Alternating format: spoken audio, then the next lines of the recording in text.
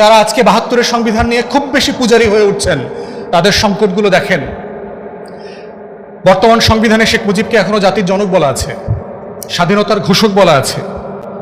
তাহলে ৭ই মার্চ এবং ২৫শে মার্চ আপনারা পালন করলেন না কেন? শেখ মুজিবের মূর্তিতে ফুলটুল দিলেন না কেন? মাজার জিয়ারত করলেন না কেন? সেই দিন কেন আপনারা বললেন যে স্বাধীনতার ঘোষক জিয়াউর রহমান? আপনি তো সংবিধান পরিপন্থী কাজ করলেন, অথচ আপনি তো শপথ নিলেন কয়দিন আগে না এমপি হইলেন ঢাকডোল পিটায়া, যে সংস্কার পরিষদের সদস্য হইলেন না, সংবিধানে লেখা নাই বলে। ৭২-এর সংবিধান মোতাবেক তো শেখ হাসিনা এখনো প্রধানমন্ত্রী। শেখ হাসিনা যে পদত্যাগ করে নাই এই কথা বলছে না, আপনারা শুনেন নাই? চুপ্পু বলছে কিনা যে আমি পদত্যাগপত্র পাই নাই? দুজনে বলেছেন না আমরা এটা পাই নাই, আমি করি নাই। তাহলে ৭২-এর সংবিধান এবং ২৪-এর ডামি নির্বাচন মোতাবেক এখন পর্যন্ত মাননীয় প্রধানমন্ত্রীকে, তাহলে আপনারা কারা? সংসদে যারা বসে আছেন আপনারা কারা? তাহলে এট এ টাইম কি দুইটা প্রাইম মিনিস্টার, দুইটা পার্লামেন্ট থাকতে পারে একটা রাষ্ট্রে? তাহলে বিএনপি বর্তমান শাসক গোষ্ঠী সংবিধানের নামে আগুন নিয়ে খেলছেন, আপনারা আগুন নিয়ে খেলছেন রীতিমতো। তাহলে আজকের সংবিধানের দিকে তাকায়, ৭২-এর সংবিধানের দিকে তাকায় দেখেন তো আপনার কথা বলা আছে কিনা, আপনি আপনাকে আয়নার মতো করে সেখানে দেখতে পান কিনা। যদি পাইতেন তাহলে আপনাদের ১৪০০ শহীদের রক্ত দিয়ে কেন লিখতে হইল যে নতুন রাজনৈতিক বন্দোবস্ত চাই? তাহলে যেই সংবিধানে আপনি আপনাকে খুঁজে পাচ্ছেন না, সেই সংবিধান আপনার জাতির শাসন করবার দলিল হইতে পারে না। সংবিধান যখন তৈরি করা হয়, ৭২-এর সংবিধানে বলা হলো ৪টা মূলনীতির ভিত্তি করে দেশটা চলবে। তার ভিতরে একটা হচ্ছে বাঙালি জাতীয়তাবাদ। বাঙালি জাতীয়তাবাদ, বাঙালিয়ানা একটা পরিচয় হতে পারে, রাষ্ট্র পরিচালনার মূলনীতি হতে পারে না। এটা নীতি না। আমার নাম আমার যোগ্যতাকে রেফার করে না। কারো নাম, কারো বাবার বাড়ি, কারো দাদার বাড়ি, নানার বাড়ি, সে কি ডাল ভাত খায় কিনা, এটা দিয়ে কারো যোগ্যতা, দক্ষতা এগুলো মিন করে না। আমার মনে আছে বহু আগে একটা নাটক দেখেছিলাম, তারানা হালিম। হিন্দু আইন যারা পড়েছেন তারা বুঝবেন আর কি। হিন্দু আইনে ইনহেরিটেন্স নাই, আপনারা জানেন তো। তারানা হালিম একজন উকিলের কাছে গিয়ে বলতেছে যে তার বিয়ে হয়ে গেছে, সে একমাত্র সন্তান বাবা মায়ের, কিন্তু তার বাবা মায়ের কাছ থেকে সে কোনো সম্পত্তি পাচ্ছে না হিন্দু হবার কারণে। তখন সে তার উকিলকে বলছিল, আপনার চেম্বারে যে এত মোটা মোটা এতগুলো বই, এই বইগুলোর কোনো পাতায় কি আমার কথা একটু বলা নাই? তার জায়গা থেকে সে বলছে যে এতগুলো বই, এত হাজার হাজার পৃষ্ঠা, এখানে কোথাও কি আমার কথা একটু বলা নাই? তাহলে আজকের সংবিধানের দিকে তাকায়, ৭২-এর সংবিধানের দিকে তাকায় দেখেন তো আপনার কথা বলা আছে কিনা, আপনি আপনাকে আয়নার মতো করে সেখানে দেখতে পান কিনা। যদি পাইতেন তাহলে আপনাদের ১৪০০ শহীদের রক্ত দিয়ে কেন লিখতে হইল যে নতুন রাজনৈতিক বন্দোবস্ত চাই? কেন লিখতে হয়েছে? লিখতে হয়েছে কারণ এই সংবিধানের পাতায় পাতায়, আখরে আখরে, রক্তে দিয়ে যা লেখা আছে সেটা আপনার মধ্যে আপনি দেখতে পাচ্ছেন না। আপনি দেখতে পাচ্ছেন না, খুঁজে পাচ্ছেন না আপনাকে। তাহলে যেই সংবিধানে আপনি আপনাকে খুঁজে পাচ্ছেন না, সেই সংবিধান আপনার জাতির শাসন করবার দলিল হইতে পারে না। এবং এই জন্য আমরা বারবার বলেছি যে একটা নতুন সংবিধান দরকার, যেটা আমার আকাঙ্ক্ষাকে রিফ্লেক্ট করবে, এবং আকাঙ্ক্ষাটাকে এমনভাবে রিফ্লেক্ট করবে এত সাদামাটা ভাষায়, যেটা নিয়ে আমাকে আপনাকে বুঝতে কোনো সংকট হওয়ার কথা না। এবং যারা আজকে ৭২-এর সংবিধান নিয়ে খুব বেশি পূজারী হয়ে উঠছেন তাদের সংকটগুলো দেখেন। বর্তমান সংবিধানে শেখ মুজিবকে এখনো জাতির জনক বলা আছে, স্বাধীনতার ঘোষক বলা আছে। তাহলে ৭ই মার্চ এবং ২৫শে মার্চ আপনারা পালন করলেন না কেন? শেখ মুজিবের মূর্তিতে ফুলটুল দিলেন না কেন? মাজার জিয়ারত করলেন না কেন? সেই দিন কেন আপনারা বললেন যে স্বাধীনতার ঘোষক জিয়াউর রহমান? আপনি তো সংবিধান পরিপন্থী কাজ করলেন, অথচ আপনি তো শপথ নিলেন কয়দিন আগে না এমপি হইলেন ঢাকডোল পিটায়া, যে সংস্কার পরিষদের সদস্য হইলেন না, সংবিধানে লেখা নাই বলে। তাহলে সংবিধানে যেটা লেখা ছিল সেটা মানলেন না কেন? আপনি সংবিধান লঙ্ঘন করলেন না? শপথ কি ছিল? আমি এই গণপ্রজাতন্ত্রের সংবিধান রক্ষা করিবার শপথ নিলাম, তাই তো লেখা আছে এই শপথে। আপনারা আজকে ছাত্রছাত্রীরা সবাই গিয়ে সংবিধানে শপথটা পড়বেন যে একজন এমপি মন্ত্রী কি শপথ নেয়। প্রধানমন্ত্রী তার প্রথম শপথের প্রথম এলিমেন্ট হচ্ছে সংবিধান সমুন্নত রাখার শপথ। তাহলে যেই সংবিধানের জন্য আমাদের প্রত্যেক বড় ভাই দিন রাত পার্লামেন্টে ঘন্টার পর ঘন্টা কথা বলছেন, আপনারা সমুন্নত রাখলেন না তো। সংবিধানে বলে দেওয়া আছে যে প্রত্যেকটা সরকারি অফিসে শেখ মুজিবের ছবি টানানো থাকবে।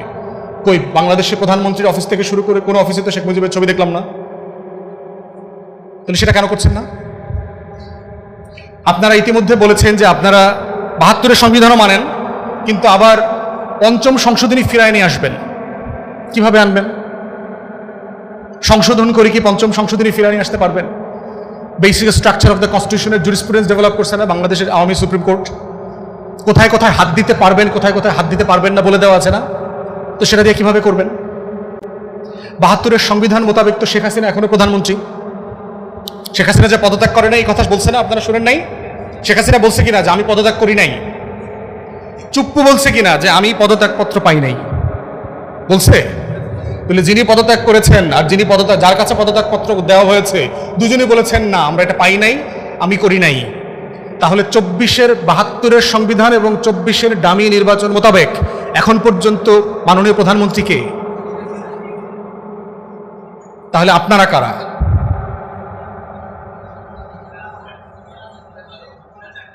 সংসদে যারা বসে আছেন আপনারা কারা? তাহলে এট এ টাইম কি ২টা প্রাইম মিনিস্টার, ২টা পার্লামেন্ট থাকতে পারে একটা রাষ্ট্রে? তাহলে বিএনপি বর্তমান শাসক গোষ্ঠী সংবিধানের নামে আগুন নিয়ে খেলছেন, আপনারা আগুন নিয়ে খেলছেন রীতিমতো। এবং এরকম একটা দিন আসবে, কোনো একদিন খায়রুল হক সিনহা মার্কা প্রধান বিচারপতি যদি পায়, পঞ্চম সংশোধনী সবকিছু বাতিল করে দিয়েছিল না? জিয়াউর রহমানরে অবৈধভাবে ক্ষমতা দখলকারী বলছিল না? আপনাকেও তারেক রহমান মাননীয় প্রধানমন্ত্রী আপনারাও বলবে যে আপনি অবৈধভাবে ক্ষমতা দখল করছেন, এবং এইটার রাস্তা আপনিই খুলে দিচ্ছেন। ওই যে খাল কাটতেছেন না, খাল কেটে কেটে এই সব কুমির কিন্তু আনতেছেন। অতএব আমরা যা বলছি এটা একটা প্রিন্সিপাল পজিশন, একটা ইতিহাসের ধারাবাহিকতার জায়গা। এইটাকে যদি আপনারা অবজ্ঞা করেন, হেয় করেন, ছোট করেন, দিন শেষে বিপদে আপনারা পড়বেন, এবং আমরা চাই না আপনারা বিপদে পড়বেন। তাহলে এর মানে কি আমাদের দেশে তারেক রহমান এখন প্রধানমন্ত্রী না? হ্যাঁ প্রধানমন্ত্রী। আপনি প্রধানমন্ত্রী ২৪-এর গণ অভ্যুত্থানের কারণে, ৭২-এর সংবিধানের কারণে না। এই সিম্পল জিনিসটা যে আপনারা কেন বুঝতেছেন না, এই জ্ঞান পাপীরা কিন্তু আপনাকে নাপিত বানায়া ছাড়বে। আপনারা নাপিতের গল্প জানেন? এক এলাকাতে এক ডাক্তার ঈদের ছুটিতে বাড়ি গেছে, তো এক লোক ডাব গাছ থেকে পড়ে তার পা ভেঙে গেছে। তো এখন ডাক্তারের চেম্বারের পাশেই হইল নাপিতের চেম্বার। তো গ্রামের দেখছেন না টং দোকান, চায়ের দোকান আছে না? চায়ের দোকানে দেখবেন যে লুঙ্গি পরা বুদ্ধিজীবীর অসম্ভব অভাব নাই। দেখবেন খালি গায়ে লুঙ্গি পরা হাঁটু উঠায় চায়ের দোকানে আসে, ওরে নাপিতের কাছে নিয়ে আসে, ডাক্তার যেহেতু ছুটিতে গেছে। কথা সত্য তো? কথা সত্য না? ডাক্তার যা যা ব্যবহার করে, কাছাকাছি কাটাকাটি যা যা করে, নাপিতের দোকানে সব আছে না? নাপিতের দোকানে সব আছে। তো রুগীরে লইয়া আপনার নাপিতের দোকানে গেছে, তো নাপিত তো পুরো থতমত খায়া গেছে যে আমার কাছে আসছে, কি সমস্যা। তো সে হাত পাও চিপ্পা চাপ্পা কাটটা কুটটা মোটামুটি একটা মানে বান্ধা বুন্ধা দিয়ে দিছে আর কি। তো ওই লোক কদিন পরে আসলে হাঁটতে টাটতে পারতেছে মোটামুটি, পড়ে গেলেও। এখন নাপিতের তো ব্যাপক সুনাম, এখন যেই অসুস্থ হয় সে আর ডাক্তারের চেম্বারে যায় না, সে নাপিতের দোকানে যায়। ওখানে চুলও কাটায়, ডাক্তারিও করে, নাক কান গলা বিশেষজ্ঞ যা যা লাগে সব নাপিত করে। ডাক্তার ছুটির পরে ফিরে আসছে, আয়সা দেখে এখন তো রুগী নাই, সব নাপিতের দোকানে। এখন ডাক্তার চিন্তা করতেছে কি করা যায়। ডাক্তারের এক বুদ্ধিমান বন্ধু আছে, সে বলল যে সার্জারির উপরে যে মোটা বইটা আছে, যে লেখা থাকে যে কেমনে সার্জারি করতে হয়, ওইটা নাপিতরে দেওয়ার জন্য। এখন নাপিত পরের দিন ওই বইটা দেওয়ার পরে এখন দেখি পরের দিন আর নাপিতের দোকান খোলে না। 2 দিন 3 দিন হয়ে গেছে, নাপিত দোকান খোলে না। কি ব্যাপার? বলে যে স্যার ধারা মুখস্থ করতেছি। বুঝছেন না? এখন সারাদিন আপনারা পার্লামেন্টে কি দেখতেছেন? নাপিত যখন ডাক্তার হয় ওর খালি ধারা মুখস্থ করা লাগে। এই খালি দেখবেন আর্টিকেল কয়, খালি অনুচ্ছেদ কয়, খালি ধারা কয়, কিন্তু ওই আলোচনার ভিতরে মানুষ নাই, জনগণ নাই, 24 নাই, গণ অভ্যুত্থান নাই, আমার 1400 শহীদ নাই। এই নাপিত সংবিধান বিশেষজ্ঞরা হচ্ছে বাংলাদেশের আকাঙ্ক্ষার সবচেয়ে বড় সংকটে পরিণত হয়েছে এখন। অতএব আমরা চাইব যে বাংলাদেশ রাষ্ট্রের এই পরিবর্তনের ধারা যদি অব্যাহত রাখতে চায়, তাহলে আমরা বোধ করছি সংবিধান হচ্ছে একটা মিনস, একটা টুলস। সংবিধান কোনো স্বপ্ন আকাঙ্ক্ষার বেরিয়ার না। বিপ্লব সংবিধান তৈরি করে, মুক্তির লড়াই সংবিধান তৈরি করে, গণ অভ্যুত্থান সংবিধান তৈরি করে। সংবিধান দিয়ে গণ অভ্যুত্থান হয় না। যদি হয় তাহলে ৭২-এর সংবিধান মোতাবেক আমরা সবাই, আপনারা সবাই কিন্তু রাষ্ট্রদ্রোহিতার আসামি না? 7 খ মোতাবেক কি আমরা সবাই এখন রাষ্ট্রদ্রোহিতার আসামি না? কই থাকার কথা? কই আসি? কই থাকার কথা? তো আসেন কই? তাহলে ৭২-এর সংবিধান কই? তাহলে যেটা দিয়ে আপনি এত গর্ব করতেছেন, ওইটা দিয়েই তো আপনার কদিন পরে ফাঁসির রায় হবে, এটা বোঝেন কিনা? তো তো সেই জায়গায় আমরা বোধ করছি যে আমাদের স্বপ্ন, আমাদের আকাঙ্ক্ষাটার জন্য একটা নতুন দলিল লাগবে। এই দলিলটার নামও সংবিধানই হবে, কিন্তু এই সংবিধান আগের অথবা আগামীর কোনো সংবিধান আমার স্বপ্ন আকাঙ্ক্ষা তৈরির কোনো বাধা, ব্যারিয়ার হইতে পারবে না।